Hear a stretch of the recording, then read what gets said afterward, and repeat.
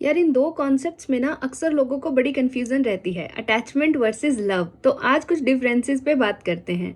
तो सबसे पहली चीज़ जो मुझे समझ आई वो ये है कि अटैचमेंट में ना मैं इम्पॉर्टेंट होता है। आप किसी इंसान के साथ इसलिए हो क्योंकि वो आपको एक सर्टन तरीके की फीलिंग दे रहा है। अगर वो फीलिंग आपको कहीं किसी और से आने लग गई या किसी और मटेरियल से आने लग गई तो आपकी वो अटैचमेंट भी खत्म हो जाएगी। लेकिन प्यार में सामने वाला इंसान इम्पोर्टेंट होता है, उसकी खुशी इम्पोर्टेंट होती है। अगर वो आपसे दूर रह के खुश है तो आप उसको दूर जाने देते हो। तो सबसे पहला डिफरेंस मेन तो यही है कि अटैचमेंट में मैं इम्पोर्टेंट होता है और प्यार में सामने वाला इंसान।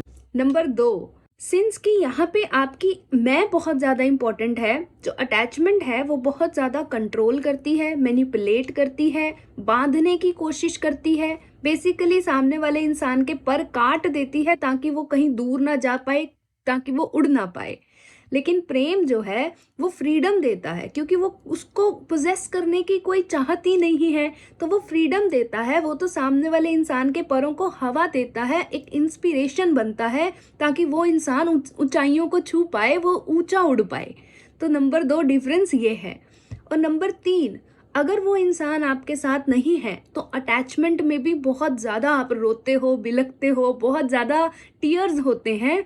लेकिन उन टीयर्स का जो बेसिस होता है वो बहुत ज़्यादा सफरिंग से आता है। आप सफ़र करते हो, आपके अंदर बहुत ज़्यादा पोजेस करने की चाहत होती है, पाने की चाहत होती है। लेकिन जो प्रेम है उसमें भी आप बहुत ज़्यादा रोते हो, लेकिन उसका जो बेसिस होता है वो आनंद होता है। आप बस रोते हो कि हाँ मेरे को बहुत ज़्यादा रोना आ रहा है, एक डीप लॉन्गिंग है, लेकिन मुझे पाने की कोई चाहत नहीं है सामने वाले इंसान को।